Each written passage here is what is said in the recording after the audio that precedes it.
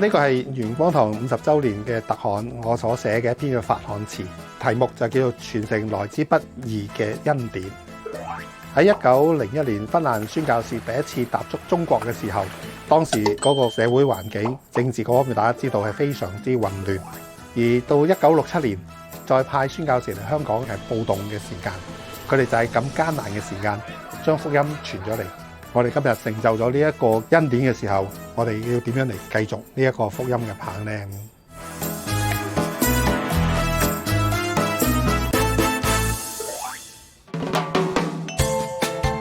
呢度呢，就係我哋元光堂嗰個歷史廊。3年前我哋就有50週年，咁所以呢，我哋每10年一個嘅相架。第一個呢，就係1970年到79年，芬蘭差會嚟香港嘅時候呢，1970年建立咗2個嘅事工，一個就係我哋元朗青年中心同埋佈道所，另外一個工作呢，就係另外中心嘅一個中途宿舍，咁係福音戒毒。之後到第2個10年呢，我哋已經係搬咗一個叫精英大廈，差會俾咗90%資金，我哋購堂，因為我哋呢一度呢，係芬蘭差會喺香港所建立嘅第一代嘅工作。而我本人咧，作為佢哋芬蘭師省嘅教友，亦都承傳咗呢個做傳道嘅工作，第一代嘅果子產生出嚟嘅傳道人。然之後咧，當我去到上水嗰度侍奉牧養嘅時候咧，我哋就話嗰度係差會嘅第2代嘅工作。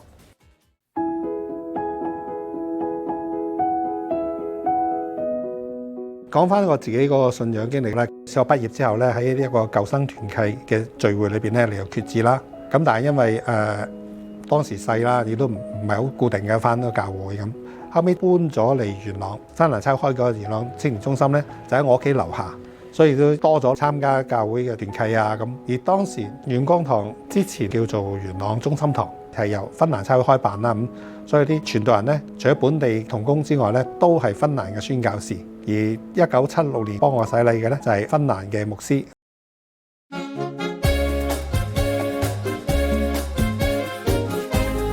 咁當年我哋喺青年中心咧，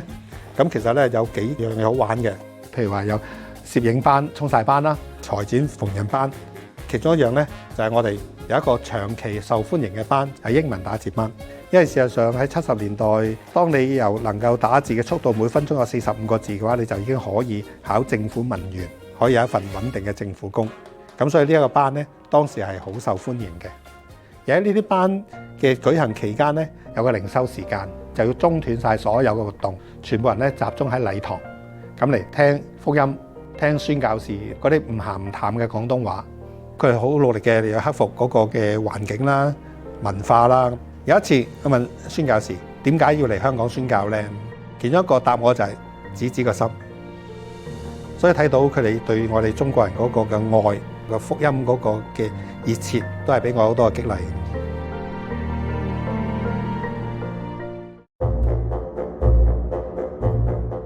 當我79年準備入神學院嘅時候咧，都係由芬蘭差會佢哋係 support 俾我 scholarship 啊，一路直至到畢業。差唔多畢業嘅時候，佢哋亦都已經計劃咗，通過咗安排我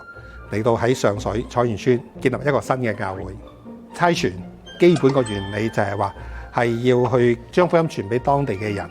去建立當地嘅教會。喺佢哋經濟資源上面許可嘅時候咧，佢哋都盡量去支持，盡量係輔助協助。真係期望工作咧係由本地人嚟到去承擔。宣教士佢哋個無私嘅奉獻，甚至乎佢哋差會個無私嗰個付出，都真係去建立當地嘅人。呂慶堂牧師由1983年神學畢業，做信義會元光堂代堂主任，到2009年重返元光堂，直至退休。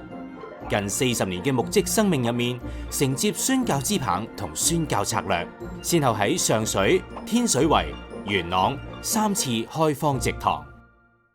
芬蘭差會佢哋嗰個嘅宣教策略就係傳道服務係並行嘅，服務就係一個可見嘅福音，因為實際將服務帶俾有需要嘅人，而傳道就係將一個福音嚟到好具體嘅嚟表達俾人睇。具體嘅見證，芬蘭差會嗰個策略就係2條腿走路，所以跛隻腳都唔得嘅。有人問我點解要做咁多開荒工作呢？咁當然第一就話自己係希望能夠可以去傳福音。第二亦都睇到一樣嘢呢，就係上帝俾我呢一個嘅恩賜，能夠可以組織啊、策劃啊，去開荒佈道。喺過去嘅日子裏邊，特別自己一路成長嘅背景裏邊，睇到好多嘅宣教士，佢哋由芬蘭、挪威、美國唔同嘅地方嚟香港嘅時候咧，主動嘅建立咗一啲嘅工作，社會服務啦、堂會啦咁。但係佢哋都有嗰個嘅方向，就係話喺適當嘅時候都移交俾本地嘅教會。喺外邊嘅人睇嚟咧，做一個嘅開荒佈道嘅人咧，係一個信心好大嘅人。但係我自己自問咧，我係一個好冇信心嘅一個人。我係相信上帝會使用、會成就每一件事，唔係我決定，而係上帝佢自己嘅決定。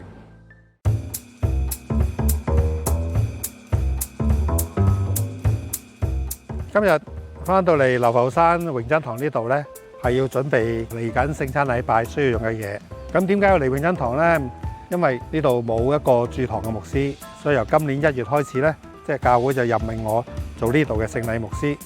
所以今日要翻嚟啦。作為一個蒙召嘅人，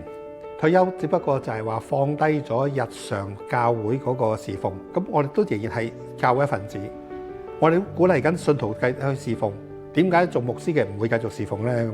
咁所以依家退休呢一段時間，咁其實按照教會嘅需要啦，依家就幫緊2間嘅堂會做佢哋聖禮牧師啦。聖禮牧師係做啲咩嘅呢？基本上就係每個聖餐禮拜發聖餐，另外教會裏邊要洗禮啦，或者係有啲喺醫院啊或者臨終嘅洗禮都會有嘅。其實就係我喺2005年嘅時候咧，曾經喺安息年去過美國，就讀咗呢一個嘅 course 叫 Interim Ministry 過渡期一個嘅牧職。咁呢個正正就係話作為聖禮牧師對我嚟講係好好嘅裝備。作為聖禮牧師肯定係一個過渡期嘅，要輔助到嗰個堂會或者嗰度嘅同工，佢能夠可以接手有翻自己嘅牧師，咁咧呢個聖禮牧師咧就可以嚟到退出嚟啦。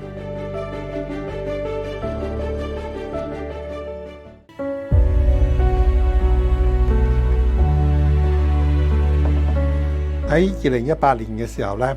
包樂連牧師佢翻嚟香港，佢就留低咗呢件衫俾我哋。呢個喺芬蘭一個叫 Gospel Rider， 係專係向電單車飆車族去傳福音、牧養佢哋嘅。而包牧師佢本身就已經退咗休好多年，再一次承接呢一個牧養嘅工作。當包牧師留低呢件袍嘅時候，感覺就係話以利亞留低件袍